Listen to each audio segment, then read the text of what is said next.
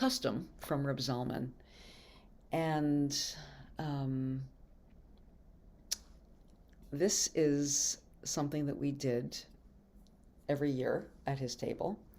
We would open the door, and then we would already in a degree of, like I said, altered state. It was usually very late at night, so we were tired, we were full, we were a little bit drunk, we were altered from the exhilaration of being together and from the candlelight and just the magic of the evening.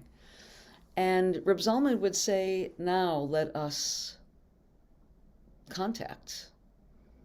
We're inviting in Elijah. Open the door and let Elijah in. And once he is in, let us contact him with our deepest question.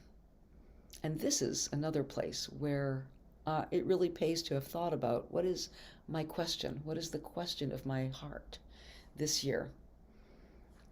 So we would go into deep meditation, and it wouldn't be for just a moment. It would really be for however long, sometimes for 15 and 20 minutes. And I'll never forget Reb Zalman, he had a big chair at the head of the table, and he would go and he would be stroking his beard and going into the deepest, kind of almost a trance state. And we would all be deeply, as if we were contacting this beloved tribal guardian. He is the guardian of our people. He is the guide. He is a prophet who turned into a kind, gracious Zaidi. And we would ask him our deepest question. Sometimes it was just, what do you have to share with us about this year as we go into this new spring, this new season? And then we would, after a long period of time, we would come out and we would share what we got, what we heard.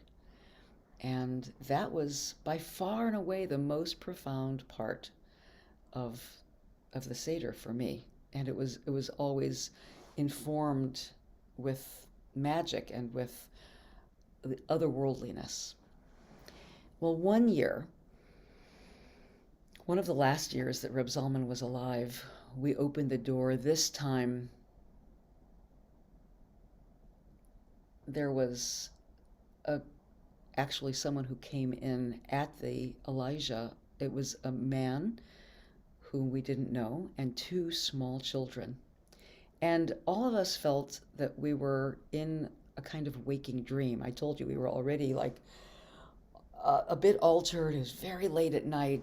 It was probably at this point, 10:30. And so what was this man doing with two small children? It felt like something out of a fairy tale. And Reb Zalman and Eve did not know him. He was a neighbor from down the block. He was someone who just walked in the open door and said, I'm in need of blessings. We are in need of blessings. Is there somebody here who can give us a blessing? And we were all kind of shocked, like, what's happening? And we brought him to the table, and Reb Zalman had been in the bathroom. He came back, and he took the children one by one on his knee and gave them a blessing. And the story came out that there was great discord in the family, that there was a divorce happening, there was not enough money. It was just again like out of a sad fairy tale. And Reb Zalman was there to bless these three beings. And as he was leaving with his children, very tearfully, he said, by the way, I'll be back every time it snows to shovel your walk. Now, of course, in Colorado, it snows a great deal and sometimes heavily, and Reb Zalman was not, full of vim and vigor and couldn't, shovel these feet of snow, nor could Eve, and they didn't know who it was that had been shoveling all along for the past years. But every time it snowed, magically, their walk had been taken care of, and they never knew it until that evening, that here was the man, the magical character who had walked in seeking a blessing for him and his children. So, just by way of saying, when you open your door, you never know what will come in. So, do so with consciousness, but also be attuned to the magical world because you will get exactly what you need and what is needed.